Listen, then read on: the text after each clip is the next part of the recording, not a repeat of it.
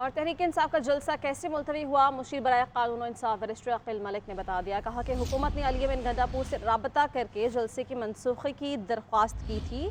वज़ीर आला के पी को सिक्योरिटी सूरत हाल से भी आगाह किया था। वज़ीर आला अली अमीन गंडापुर ने बानी PTI से राबता किया। बानी PTI से तहरीक इंसाफ के रहनुमाओं की मुलाकात गैर मामूली बात नहीं। बानी PTI से रहनुमाओं की मुलाकात हुकूमत और इस्टेब्लिशमेंट की मुश्तरका कोशिश से हुई। तहरीक इंसाफ को 8 सितंबर को जलसे की मशरूत इजाज़त दी गई है।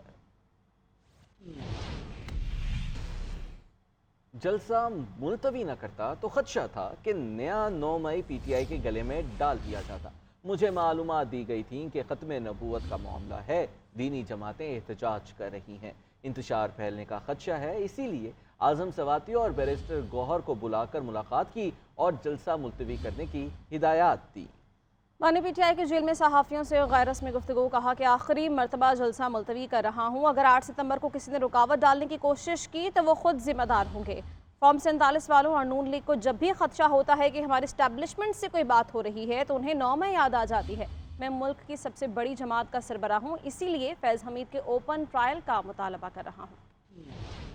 बानी PTI की अडियाला जेल में सहाफियों से गैर रस्मी गुफ्तगू। कहा गुज़िश्ता रोज जलसा करते तो दोबारा 9 मई गले पड़ने का खदशा था। अब पार्टी को कह रहा हूँ 8 सितंबर को किसी किस्म की रुकावट बर्दाश्त ना करें। इस मर्तबा अगर किसी ने रोका तो आपने रुकना नहीं। सहाफी ने सवाल किया कि रात के पिछले पहर आपने आजम सवाती को पैगाम किसके जरिए भिजवाया, फोन की सहूलत कैसे मिली। इस पर बानी PTI ने मुस्कुराते हुए कहा कि इसका जवाब रहने दें। जनरल रिटायर्ड फैज हमीद के ओपन ट्रायल से मुतालिक साबिक वजीर आजम का कहना था कि वो मुल्क की सबसे बड़ी पार्टी के सरबराह हैं और इसी हैसियत में ये मुतालबा कर रहे हैं। यह मिलिट्री का इशू है, ना ही सीक्रेट इंटरनेशनल इशू। बानी तहरीक इंसाफ का कहना था कि नवाज शरीफ का बैग पैक लंदन के लिए तैयार है, उन्होंने सिर्फ जरूरी सामान उठाना है और चले जाना है। गैर सरकारी तंजीम पतन ने इलेक्शन कमीशन की शफाफियत पर एक बार फिर से संगीन सवालात उठा दिए हैं। पतन ने इल्ज़ाम लगाया है कि इलेक्शन कमीशन की वेबसाइट तक कई ममालिक में रसाई मुमकिन नहीं है। पतन ने कौमी असम्बली के 6 मजीद हल्कों की ऑडिट रिपोर्ट भी जारी कर दी, जिसके मुताबिक इन हल्कों की कौमी असम्बली और सूबाई असम्बली की नशिस्तों में वोटों का वाज़ेह फ़र्क है। इसी हवाले से बात करेंगे आतिफ भट्ट से। आतिफ बताएगा। आपको बताएं कि कौमी असम्बली के मज़कूरा 6 हल्कों में बदतरीन धांधली हुई है। पतन की जानिब से इल्ज़ाम लगाया गया है हल्कों की कौमी और सूबाई असम्बली की नशिस्तों में वोटों का वाज़ेह फ़र्क है। आतिफ बताएगा इसकी मज़ीद तफसीलात। कतर की जानिब से जो आम इंतखाबात हैं उससे मुतल्लक अहम रिपोर्ट जो है वो जारी की गई है और ये 5 हल्कों से मुतल्लक है। इस रिपोर्ट में ये कहा गया है गैर सरकारी तंजीम की जानिब से और कई सवालात जो हैं वो शफाफियत पर उठाए गए हैं और कहा गया है कि इलेक्शन कमीशन की वेबसाइट पर दस्तयाब रिकॉर्ड से बद इंतजामी और गैर शफाफियत के सबूत मिले हैं। इलेक्शन कमीशन की वेबसाइट तक कई ममालिक में रसाई मुमकिन नहीं है। पतन ने कौमी असम्बली की 6 मजीद हल्कों की जो ऑडिट रिपोर्ट है वो जारी की है। उसमें कहा गया है कि कौमी असम्बली के मज़कूरा 6 हल्कों में बदतरीन धांधली हुई है। इन हल्कों की कौमी असम्बली और सूबाई असम्बली की नशिस्तों में वोटों का वाज़ेह फ़र्क है। NA 242 कराची में कौमी और सूबाई नशिस्तों के वोटों में 36,000 का वाज़ेह फ़र्क मौजूद है। NA 127 लाहौर में इंतखाबी नताइज से हेरा फेरी का इल्ज़ाम भी आयद किया गया है। सूबाई हल्के PP 163 के पोलिंग स्टेशन को पोलिंग के दिन बगैर किसी कानूनी तरीकाकार के पोलिंग स्कीम से जो है वो मुंसलिक कर दिया गया। जांच पड़ताल के दौरान पता चला कि सैकड़ों फॉर्म 45 और 46 या तो पोस्ट नहीं किए गए थे, नामुकम्मल पाए गए या फिर गैर कानूनी पाए गए हैं। ऑडिट के लिए अहम मालूमात को छुपा दिया गया है इलेक्शन कमीशन की जानिब से और ये गैर सरकारी तंजीम की रिपोर्ट में कहा गया है कि शफाफियत से इस तरह के तजादात को छुपाया नहीं जा सकता। हर सतह पर इंतखाबी नताइज में हेरा फेरी की तरफ तवज्जो मबजूल जो है वो करा रहे हैं। ठीक है, शुक्रिया आपका। बज़ाहिर लगता है कि हुकूमत ही जबरी गुमशुदगियों की बेनिफिशरी है। कैसे इस मुल्क में लोग अगवा होते हैं और चीफ एग्जीक्यूटिव कुछ नहीं करते। इन्हें मालूमात का पता है मगर फिर भी लोग जबरी लापता हो जाते हैं। इस्लामाबाद हाई कोर्ट के जस्टिस गुल हसन औरंगजेब के अजहर मशवानी के भाई की बाजियाबी केस में रिमार्क्स। वज़ीर आज़म और अटॉर्नी जनरल से गुजारिश की कि इस मामले को देखें मगर उन्हें इसकी ज़रा भी परवाह नहीं। इन चीज़ों से मुल्क की कितनी बदनामी हो रही है इनको अंदाज़ा नहीं। सादा लिबास कपड़ों में छापे मारे जाते हैं, पुलिस को यह देखना होगा। इस्लामाबाद हाई कोर्ट ने आइंदा समात पर IG इस्लामाबाद को तलब कर लिया। Welcome back. तहरीक इंसाफ के वफ्द की मौलाना फजलुर रहमान से उनकी रिहाइशगाह पर मुलाकात शुरू हो गई है। मुलाकात में मुल्क की सियासी सूरत हाल पर मुशावरत की जा रही है। मजीद क्या तफसीलात हैं बताने के लिए हमारे साथ आतिफ भट्ट मौजूद हैं। आतिफ भट्ट, आगाह कीजिएगा।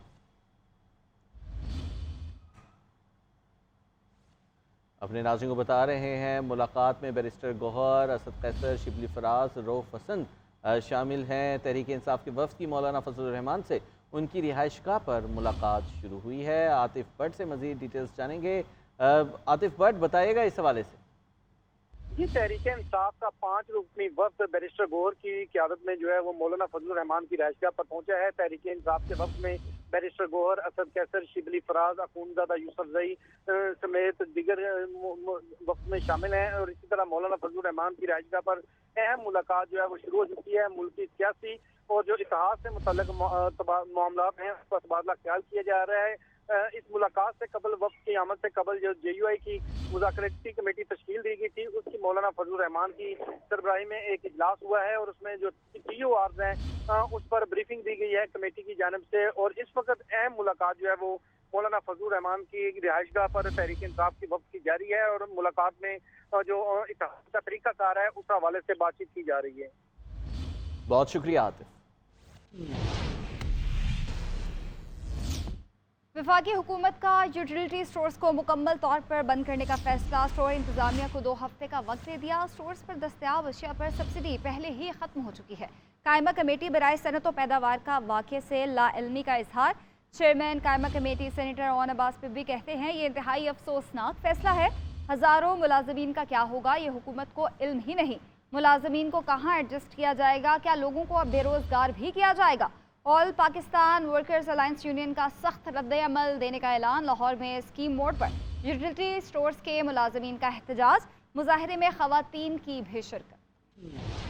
शहबाज सरकार का एक और अवाम दुश्मन इकदाम। यूटिलिटी स्टोर्स को मुकम्मल तौर पर बंद करने का फैसला। हज़ारों मुलाजमीन बेरोजगार, अवाम सस्ते अशिया से महरूम। वफाकी हुकूमत ने स्टोर्स की बंदिश के हवाले से यूटिलिटी स्टोर्स इंतजामिया को 2 हफ्ते का वक्त दे दिया। स्टोर्स पर दस्तयाब अशिया पर सब्सिडी पहले ही खत्म हो चुकी है। बेनज़ीर इनकम सपोर्ट प्रोग्राम के तहत मिलने वाली सब्सिडी भी गैर एलानिया तौर पर बंद कर दी गई। शहरियों का कहना है कि यूटिलिटी स्टोर्स की बंदिश से महंगाई का नया तूफान आएगा, इसलिए हुकूमत का फैसला मुस्तरद करते हैं। आटा सस्ता ही, चीनी सस्ती, कोई सब्सिडी को माड़ा बंदा खा जाता ही, लै जाता ही।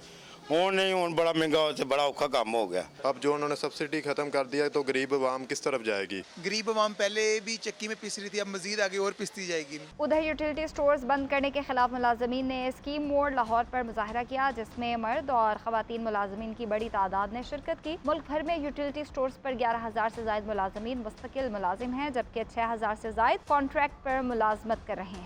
और पाकिस्तान सिर्फ 40 ख़ानदानों का नहीं, 40 ख़ानदानों को बचाने के लिए पूरे मुल्क को दाव पर नहीं लगाना चाहिए। साबिक़ निगरान वफाकी वज़ीर गौहर एजाज की फैसलाबाद में न्यूज़ कॉन्फ्रेंस। बोले पाकिस्तान का हर घर बिजली की वजह से परेशान है। सनतें बंद होने से सबसे बड़ा हाथ बिजली की कीमतों का है। सनत का पहिया रुकने से इकॉनमी का पहिया रुक जाता है। हुकूमत का काम कारोबार करना नहीं, IPP से ऐसे मुआहदे किए गए जो दुनिया में कहीं नहीं हुए। प्रोग्राम इजाज़त नहीं देता सब्सिडी देने की। आज ये बिजली का निज़ाम हुकूमत के पास है। मैं ये कह रहा हूँ, ये बिजली का ये निज़ाम हुकूमत से नहीं चल रहा। ये हुकूमत का काम नहीं है कारोबार करना, क्योंकि वो कारोबारियों से काम कर रही है। 40 फैमिलियों ने हुकूमत के साथ जो मुआहदे किए हैं, वो मुआहदे जो है वो ऐसे हैं कि आपने बिजली ख़रीदे ना ख़रीदे उनको पैसे देने। उन्होंने वो जो प्लांट है वो जिस कीमत में लगाए, खुदा बेहतर जानता है, उस कीमत पे पूरी दुनिया में कहीं प्लांट नहीं लगे। आज माल का दाम 10 रुपये है, हमारी हुकूमत 80 रुपये में ख़रीद रही है और कह रही है कि कंज्यूमर अदा करे। मतलब 80 रुपये वाले माल का दाम आज 10 रुपये हो चुका है। मैं ये कह रहा हूँ, ये कौन से किस्म के कॉन्ट्रैक्ट है? क्या हम इन कॉन्ट्रैक्ट की बेसिस पे क्या पाकिस्तान दुनिया से कम्पीट कर सकता है? अमीर जमात इस्लामी हाफिज नईमुर रहमान कहते हैं कि हमारे खून पसीने की कमाई IPPs पर लुटाई जा रही है।